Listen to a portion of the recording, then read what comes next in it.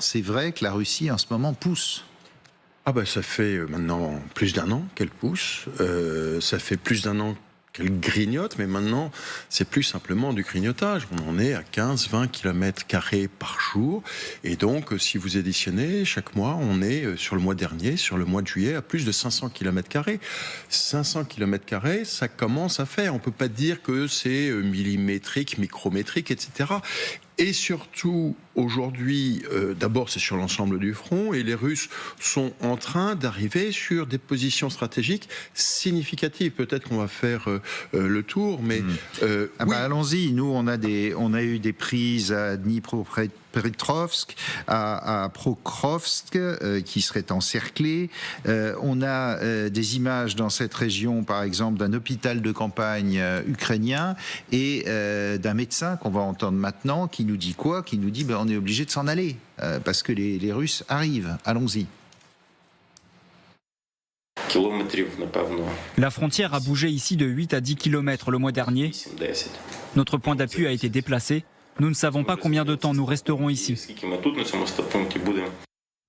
Voilà, alors si on fait le point les uns après les autres avec la carte, qu'est-ce que ça vous inspire? Ça m'inspire. Alors, voyons la carte, voilà, elle arrive. Si vous partez, vous avez Kupiansk. Kupiansk a été, souvenez-vous, pris par les Ukrainiens il y a de cela 3 ans, à l'automne 2022, et c'est une ville, une localité qui est sur une rivière assez large. Or, les Russes ont franchi la frontière, sont en train de l'encercler par le nord, sont en train de rentrer dedans, et ça libère des manœuvres, finalement des opportunités pour débouler par le nord. Vous descendez un peu en dessous de Kupiansk, vous avez une autre ville qui s'appelle Siversk, qui était aux mains des Ukrainiens depuis le début de la guerre. Ils tenaient ça fermement, et là on a des combats qui se déroulent à 2 ou 3 km de Siversk, qui est un autre verrou sur le nord du fameux oblast de Dnipropetrovsk. Ça y est, je l'ai dit.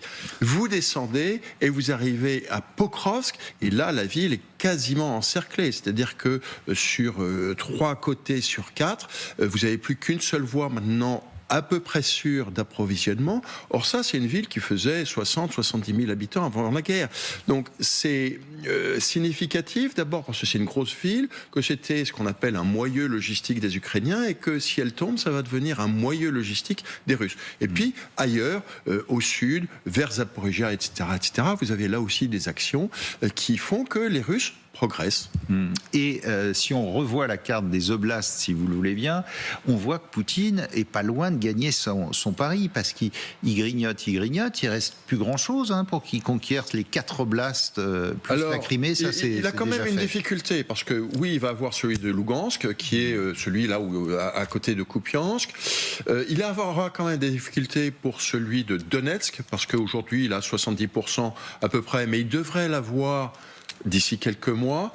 En revanche, là où il a des difficultés, c'est Zaporijia, parce qu'il faudra, vous voyez, vous avez le Dniepr qui fait cette espèce de grande courbe et qui coupe le blast de Zaporijia, et là, tout ce qui est à l'ouest du Dniepr, il aura du mal. Et puis enfin, vous avez tout le blast de Kherson, là, vous voyez, c'est celui qui est en bas à gauche, et alors là, il est réellement séparé par le Dniepr, c'est difficilement franchissable, et là, je doute que les Russes puissent franchir le Dniepr à ce niveau-là. Donc oui pour Lugansk, oui pour Donetsk, difficile pour Zaporijia, très improbable pour Kherson.